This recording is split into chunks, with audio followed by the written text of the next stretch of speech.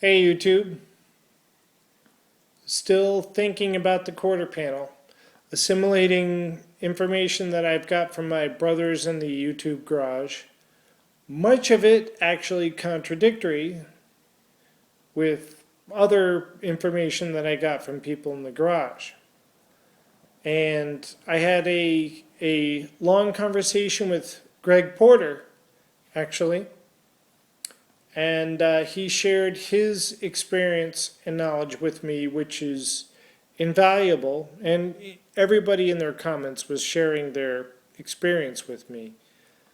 It's just that as a beginner, without any experience of my own, and working out the techniques that I have, or tools I have, or the challenges I have with the desired results, all that complicated stuff, the math that you go through in determining what's the best way for you to do something.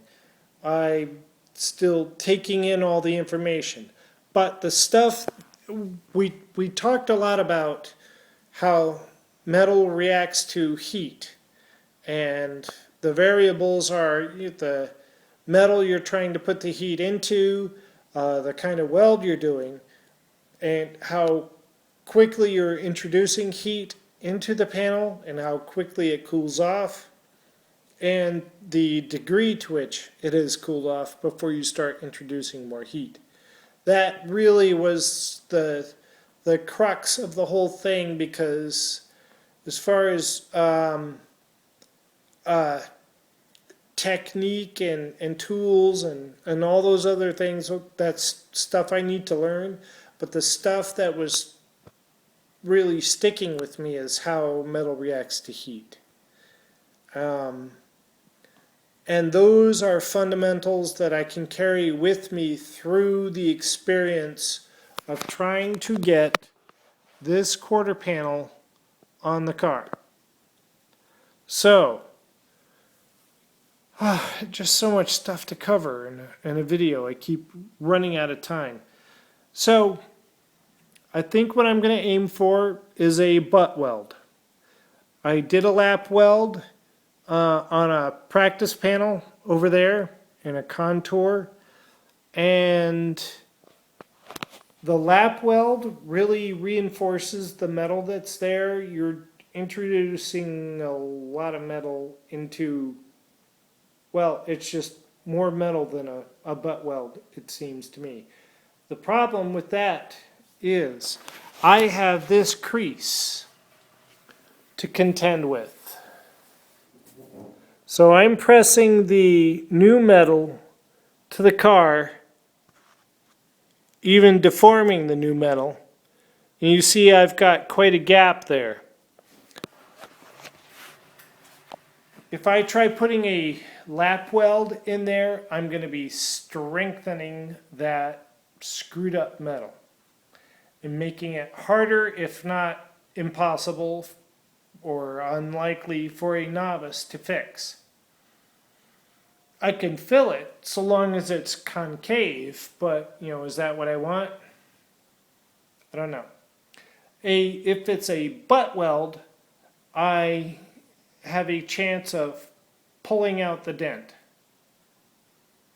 Or, I can fill it and it shouldn't be that much. But I think if I do a lap weld, I'm just going to reinforce that screw up, and I'm going to have to make up the whole damn thing with Duraglass and poly. So, what am I going to do? I think I'm going to do the old-fashioned, what I think is old-fashioned, butt weld idea. Ease the 90-degree corners where I can, because advice and intuition just tells me that trying to weld that in a curve, it's just guaranteed fuck up. A curve and a curve, more gentle. You're like faking out the weld, that it's all just a continuous straight line. It's not that guaranteed screw up. That I know would be a screw up. So, nice gentle curve there. don't have any choice down there. It's the contour of the door. And actually down here, the most difficult part of the weld is actually the most liberating, because there's only one way I can do that. It's got to be a butt weld. No choice for overlap there, because the contour is just going to be too sensitive to screw up. Got to be butt weld. And if I don't do it right the first time, I'm going to have to cut it out and replace it with another panel and do it again. Butt weld again. So, no question about how that has to be done. No ambiguity there. So, I don't have to worry about figuring that out. It's this. And Greg says, patience. And I can't argue with that. So,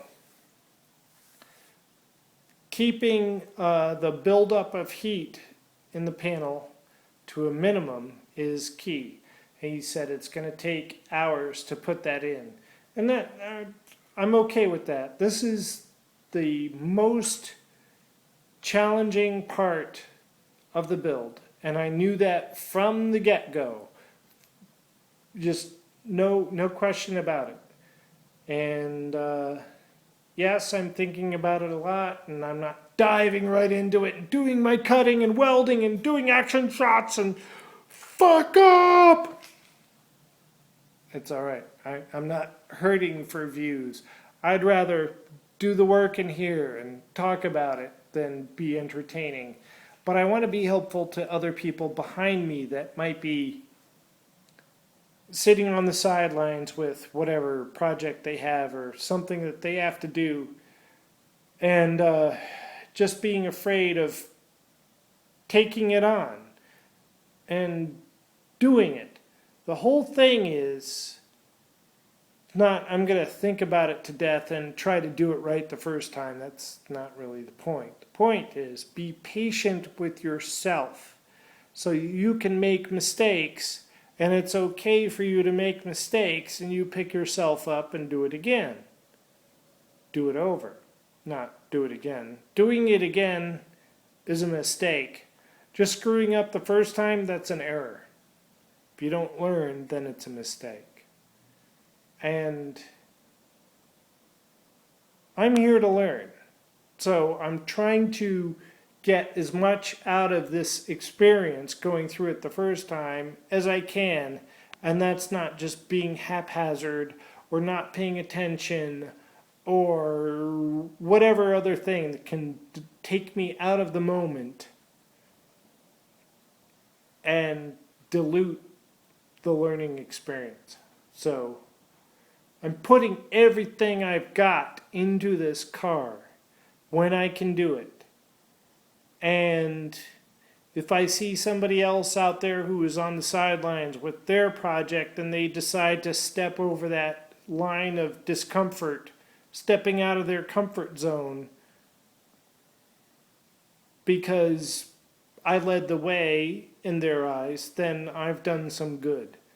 So just be patient with yourself. You're going to fail, and it's okay. Just pick yourself up and do it again. Errors are okay. Mistakes can be overcome and recovered from. But they shouldn't, the fear of those things should not prevent you from doing. That's my message. So, video's gone on longer than I want, but at least I made it to the end of the things I want to cover. So, that's it, YouTube.